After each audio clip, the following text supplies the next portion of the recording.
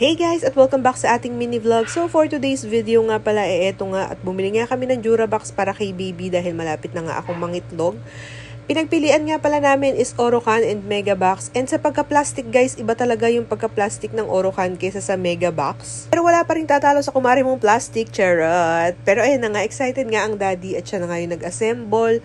Siya na nga din itong magpupunas-punas niyan at mag-aayos nga nung gamit ng baby namin. Siya na yung magdi-display. Dahil nga hindi nga ako pwedeng magbuhat-buhat guys at magtayo-tayo. Syempre bago nga niya ilagay yung gamit ng baby namin ayan sinanitize nga muna niya at pinagpupunasan. Ito na nga guys nung dinisplay na nga niya yung mga gamit ng aming baby. Actually marami diyang hindi na ilagay guys kasi hindi naman kasya dyan. So ito lang mga damit talaga yung inayos namin dyan. Tsaka konti nung kanyang mga essentials. Tignan niyo naman ang ganda ng pagkakatupi, di ba? Ang linis.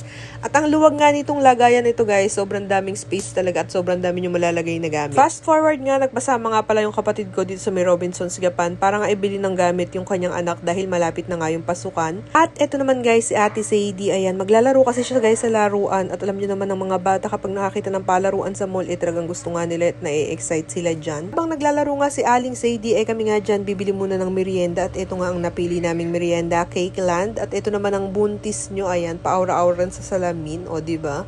Laki na ng tiyan ko guys, malapit na akong manganak. At bago naman kami umuwi guys, dumaan nga kami sa Wilcon dahil nga bibili yung kapatid ko ng kanilang pang-pintura sa bahay dahil inanay nga yung kwarto nila guys. At yung mga tinanggal na cabinet kailangan ng pinturahan yung pinanggalingan. Kaya ayan, nag-ikot-ikot na din ako at nakakita nga ako ng kalan. Sabi ko nga sa asawa ko, ganyan yung gusto kong kalan sa amin. Yun lang guys, hanggang dito na nga lang yung ating mini vlog. Bye! See you on my next video!